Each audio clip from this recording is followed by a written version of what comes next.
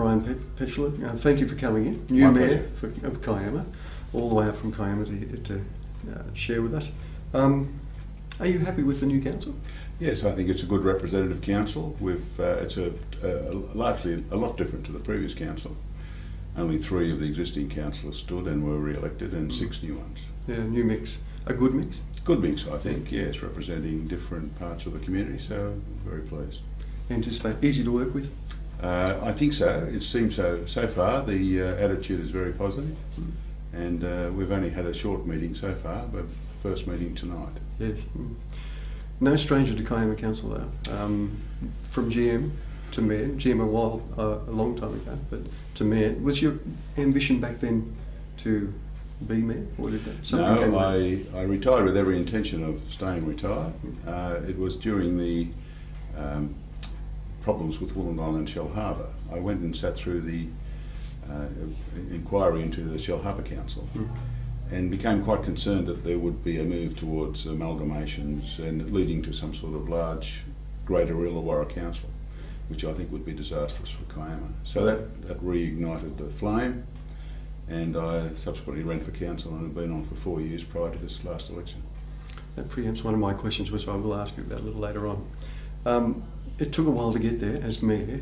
Did Sandra's announcement or decision, did that surprise you? Yes, it did. I fully expected to, if I was re-elected, to serve out this next term as a councillor under her as Mayor.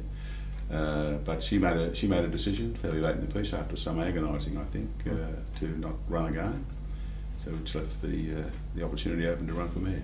Did she talk to you about it? Yes, she did. Yes, she did. And I understood her reasons, her personal reasons, family reasons why she stood down. And she did a wonderful job, and I hope that my mayoralty, however long it lasts, will mirror hers in terms of the way she enabled the community to be involved in the council. Speaking of the mayoralty, would you like to see that go to a popular vote? No, particularly at this size council. I think the large major councils, which are generally more political than the smaller ones like Kiama, it has some merit, but on a smaller council it's much better, I think, if the mayor is elected by the councillors. Given that you've worked with mayors in the past, now that you're in the job as mayor and having worked with mayors before, will that make it easier for you? Well, I think I know the machinery perhaps a lot better than mayors coming straight in from the community, in terms of the way a council bureaucracy works and the way it interfaces with the other levels of government. So that structure in which we work, I think I'm much more aware of, and the issues aren't so much that, I don't think. It's more how you relate to the council and make sure that the councillors rather, and that they get a chance to have their say and be involved in the decision making all the way through the process. Along those lines, any changes you'd like to see made to make that easier? I'm comfortable with the system we've got.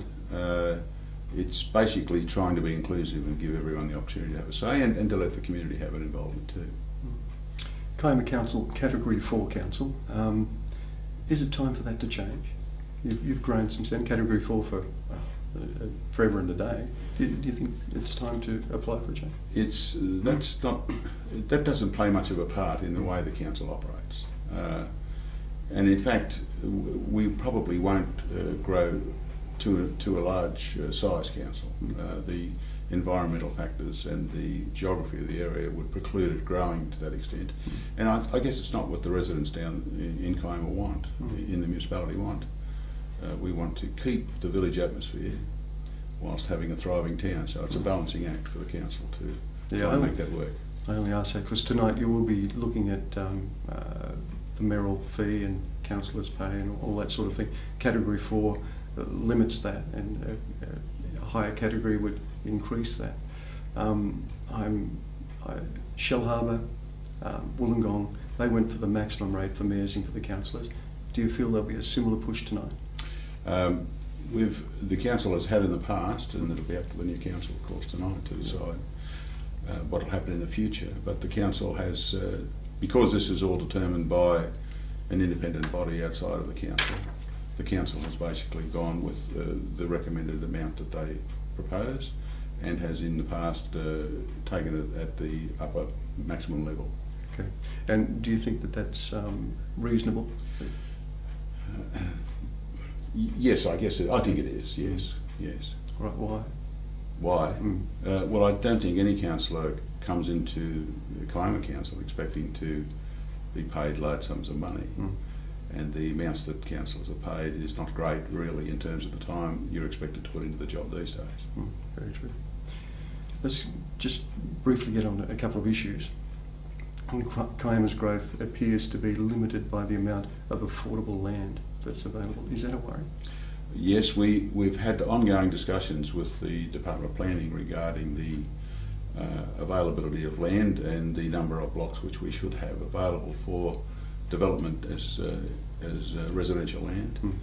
As I've indicated earlier, it's a problem in relation to geography and environment as to what extent it will expand. We don't want it to become an urban sprawl extending beyond pretty much the existing boundaries. We've just gone through a very complex LEP review, brand new LEP has only just been put in place, which determined boundaries for all the urban areas, and I think that's what the community was comfortable with, so we hope that that's where it'll stay.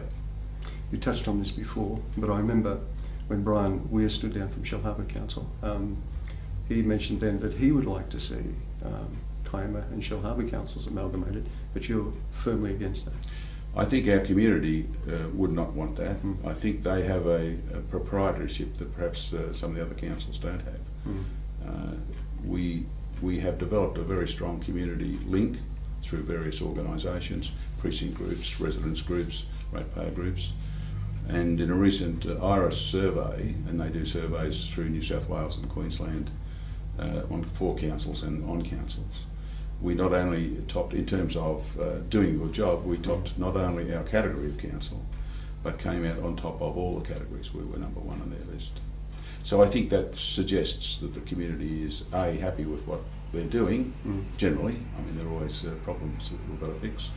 And B, want to have a say in what goes on. If we were amalgamated with Wollongong and Shellharbour, we would become a very small area in that larger Illawarra Council and would not have much representation on the council. Mm. Amalgamation seems very firmly on the radar of the local government associations. Does that not worry the you? associations. No, but does that worry you that they're pushing? It's a department, it's a governmental thing. They're having a review done, but the review is a broad brush review. It's looking at all sorts of things. One of the issues that the review panel raised with us when they met with local councils just before the election was the issue of developing respect between all levels of government. We are very much a creature of the state, as it's a state act under which we operate. But it's important that we have a partnership relationship with government agencies and ministers, and not a master-servant relationship. If that was to develop, I think local government could achieve much more than it's doing at the moment.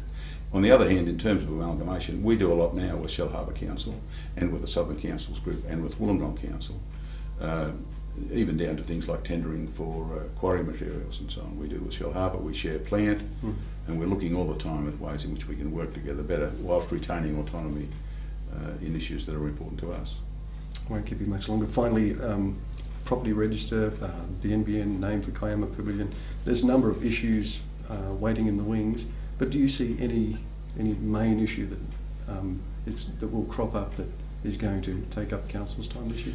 Yes, we have a couple of things coming up. We've recently purchased a large block of land at the eastern end of the main street, Terrell Street, where we hope to see a significant commercial development go on there, which we believe will, if it comes off, will substantially increase the commercial activity in the town. That's an important issue.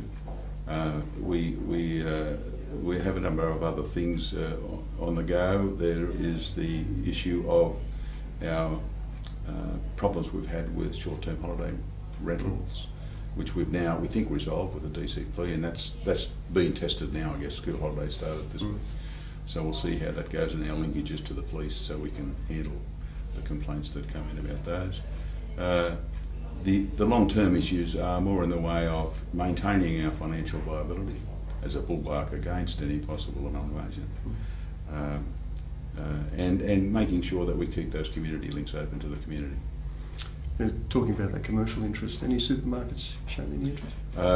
We're not at that stage yet. We are not expert in that area, so we're currently in the process of engaging some consultants to work with us in how we go about developing that site into a commercial area. We've got to get it right first up. We want to link it to the main street, retain the car parking area that we currently have on the site, but it could be a significant improvement for the town. Kiama Mayor Brian Petchler, thank you very much. My pleasure, Rob. Thank you.